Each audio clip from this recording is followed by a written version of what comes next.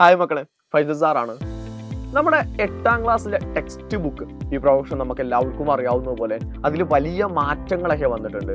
But ഞാൻ പറയുന്നത് ആ ഒരു 8ാം ക്ലാസ്സിലെ ടെക്സ്റ്റ് ബുക്കിലെ വലിയ മാറ്റങ്ങൾ എന്തുകൊണ്ടും എൻ്റെ മക്കൾക്ക് 10ാം ക്ലാസ്സിൽ എത്തുമ്പോൾ ഭയങ്കര ഉപയോഗപ്പെടുമെന്നുള്ളതാണ്. കാരണം നമുക്ക് എന്ത് ചെയ്തു, ഫസ്റ്റ് പാർട്ട് ടെക്സ്റ്റ് ബുക്ക് കഴിഞ്ഞു, സെക്കൻഡ് പാർട്ട് ടെക്സ്റ്റ് ബുക്ക് ഏറ്റവും അവസാനത്തിലേക്കെല്ലാം എത്തിക്കൊണ്ടിരിക്കുകയാണ്.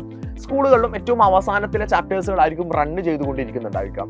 അപ്പോൾ അത് നമ്മൾ പഠിച്ചു വെക്കുന്ന സമയത്ത് ഇപ്പോൾ 8ാം ക്ലാസ്സിലെ ടെക്സ്റ്റ് ബുക്കിനെയും 10ാം ക്ലാസ്സിലെ ടെക്സ്റ്റ് ബുക്കിനെയും നമ്മളൊന്ന് മെർജ് ചെയ്തിട്ട് ഒരുമിച്ച് പഠിക്കുന്ന സമയത്ത് ഒരുപാട് ചാപ്റ്റേഴ്സുകൾ 8ാം ക്ലാസ്സിന്റെ ബാക്കിയായിട്ടുള്ള തുടർച്ച തന്നെയാണ് 10ാം ക്ലാസ്സിൽ വന്നിട്ടുള്ളത്. ഇപ്പോൾ നമ്മുടെ ജിയോഗ്രഫിയുടെ കാര്യത്തിലേക്ക് വരാം. നമ്മുടെ സോഷ്യൽ സയൻസിന്റെ ഭാഗമായിട്ട് തന്നെ ഇപ്പോൾ റിസോഴ്സസ് എന്ന് പറയുന്ന ഒരു ചാപ്റ്റർ ഉണ്ട്. ഈ റിസോഴ്സസിന്റെ അതേ ബാക്കി പത്രമായിട്ട് നമ്മുടെ 10ാം ക്ലാസ് ഏറ്റവും അവസാനത്തെ ചാപ്റ്റർ എന്തിയാണ്, ഇതിന്റെ അതേ ബാക്കിയായിട്ടാണ് വരുന്നത്. എന്ന് വെച്ചാൽ 8ാം ക്ലാസ്സിൽ നിങ്ങൾ കൃത്യമായിട്ട് പഠിക്കുന്നുവെങ്കിൽ, 8ാം ക്ലാസ്സിലെ ടോപ്പിക് കൃത്യമായിട്ട് അറിയുന്നുവെങ്കിൽ അത് 10ാം ക്ലാസ്സിലേക്ക് എത്തുന്ന സമയത്ത് നിങ്ങൾക്ക് ഭയങ്കരമായി യൂസ്ഫുൾ ആയിരിക്കും. അതിലൊരു സംശയവുമില്ല. പക്ഷേ സർ, 8ാം ക്ലാസ് ഞങ്ങൾക്ക് തുടങ്ങിയിട്ടല്ലേ ഉള്ളൂ, കഴിയാറൊക്കെ ആയോ എന്നൊക്കെയാണ് ആലോചിക്കുന്നതെങ്കിൽ മക്കളെ, നിങ്ങൾ ഒരു പക്ഷേ UP-യിൽ നിന്ന് നേരെ നമ്മുടെ പുതിയ സ്കൂളുകളിലേക്ക്, ഹൈസ്കൂളുകളിലേക്ക് കയറിയിട്ട് ഇപ്പോഴും ആ ഒരു വൈബ് മാറാതെ, കുട്ടിക്കളി മാറാതെ നിങ്ങൾ അവിടെ ഇങ്ങനെ വൈബ് അടിച്ച് നിൽക്കുകയാണെങ്കിൽ ഈ വർഷം അവസാനിക്കാറായിട്ടുണ്ട്. സ്കൂളിലെ കലാമേളകൾ കഴിഞ്ഞു, സ്പോർട്സ് കഴിഞ്ഞു, സംസ്ഥാന കലോത്സവം കഴിഞ്ഞു. അതെല്ലാം കഴിഞ്ഞ സമയത്ത് പിന്നെ നമ്മൾ ഫോക്കസ് ചെയ്ത കാര്യം എന്ന് പറഞ്ഞാൽ NMMS എക്സാമിനേഷൻ ആയിരുന്നു. അതും ഇതാ ഇന്നലത്തോടുകൂടെ കഴിഞ്ഞിട്ടുണ്ട്. NMS എക്സാമിനേഷന്റെ റിസൾട്ടും കട്ട് ഓഫും ആ കാര്യങ്ങളൊക്കെ നമുക്ക് പിന്നീട് ഓരോരോ വീഡിയോകളായിട്ട് ഡിസ്കസ് ചെയ്യാം.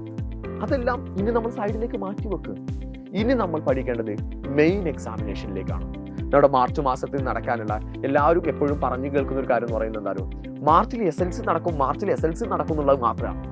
ഈ SLCയുടെ ഉള്ളിലാണ് 8ാം ക്ലാസ്സിന്റെയും 9ാം ക്ലാസ്സിന്റെയും എക്സാമിനേഷൻ എന്നുള്ളത് പലപ്പോഴും പല ആളുകളും ഓർക്കാൻ മറക്കാറുണ്ട്.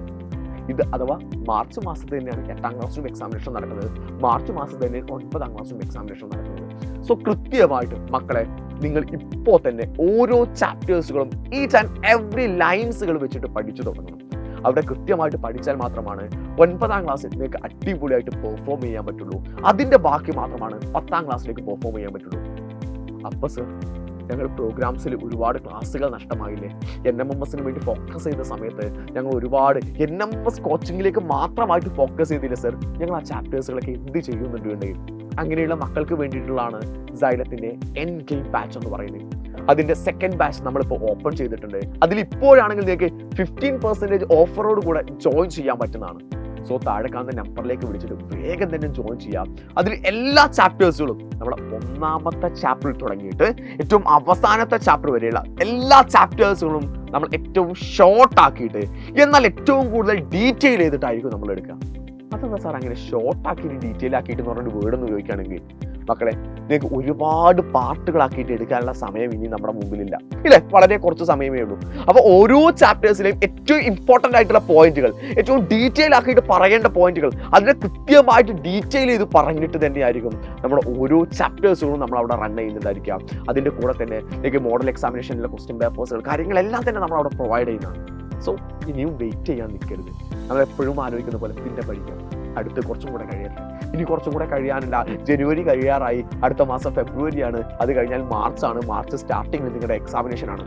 സോ നന്നായിട്ട് പഠിക്കുകയും ഇനിയുള്ള ദിവസങ്ങൾ കളയാൻ നിൽക്കരുത്. സോ സൈലത്തിന്റെ യോദ്ധാ ബാച്ചിൽ നമുക്ക് അവിടെ ഒരുമിച്ച് കാണാം കേട്ടോ.